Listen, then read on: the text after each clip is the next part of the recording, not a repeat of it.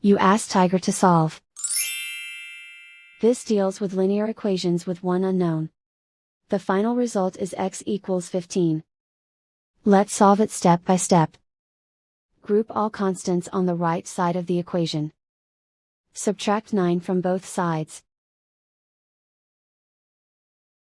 Simplify the arithmetic.